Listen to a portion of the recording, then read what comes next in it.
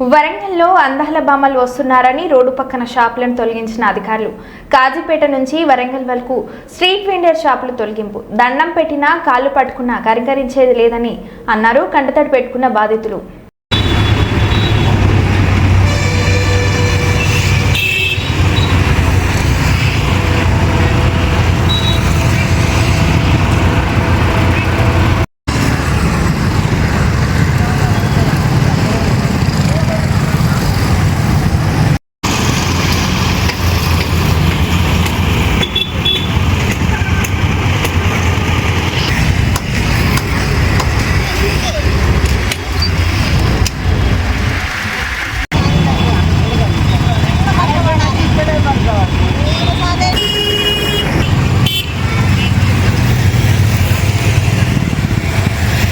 ఓటేసినా కానీ యూత్ తరఫున Congress government waste.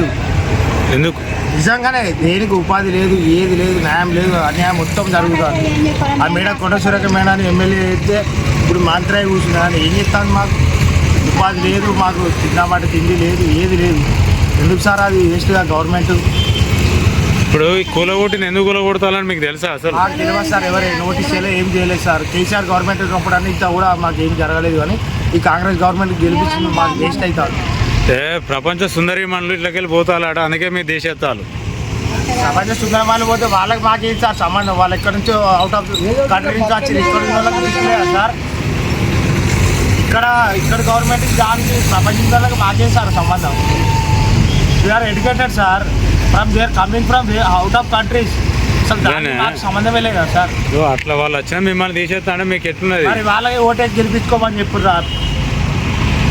ఐదు మాటలు వస్తాయి కానీ రేవంత్ రెడ్డి గారు ఉంది బేస్ట్ గవర్నమెంట్.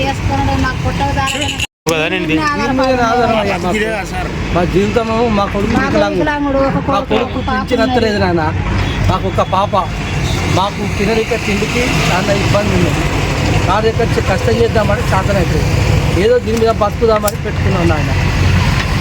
ఈ 10 రోజులు మా వాళ్ళు బాగలేక ఎంజేవులు ఉన్నాం సార్. ఎంజేవులు ఉంటే ఇక వచ్చేటప్పటికి గుడిసెంతా కూడా వీకిండు ఎత్తేసి ఆ గుడ్డ నుంచి దీని చేస్తే మాకు ఇప్పుడు కష్టం అవుతారు తీసుకొని. ఎవరు మా గుడిసె మేము సాఫ్ చేసుకుంటాను.